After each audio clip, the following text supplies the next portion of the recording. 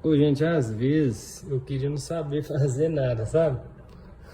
A gente sabe fazer as coisas e o povo acha que a gente é obrigado, hein? A gente é obrigado a inventar, tem que arrumar tudo. Aqui, ó, o cara comprou o ventilador ontem, deixou cair, já quebrou. Aí, ele chegou aqui pra mandar arrumar.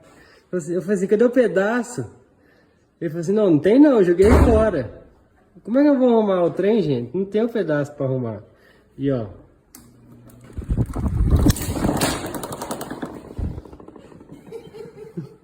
Tem tá só o ouro vibrando. Foi bom nós pegamos o vídeo com o trem arrancando o resto aqui, né?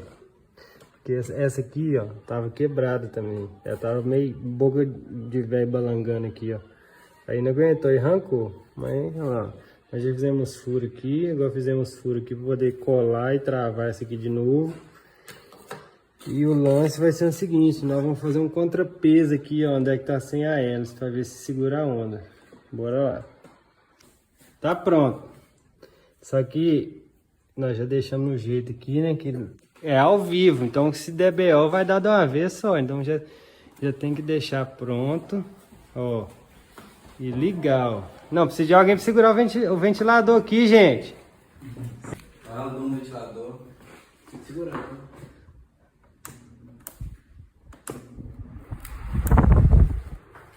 Oh, já melhorou.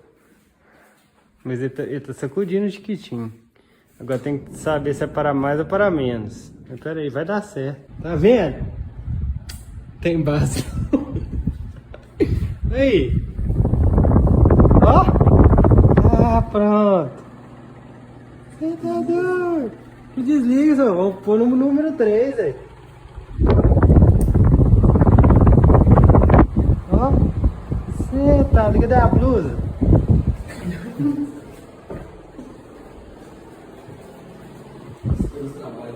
Ó. Aqui só, ó. Você tá doido. Tá vendo? Tá demais da conta, ó. Ah, não tem base não. Essa aqui que tava quebrada também, nós tivemos que furar, passar umas fitas Hellman aqui, passamos a colinha super bond e travou. O cabo aqui, ó, a primeira vez que eu coloquei aqui, deu certo.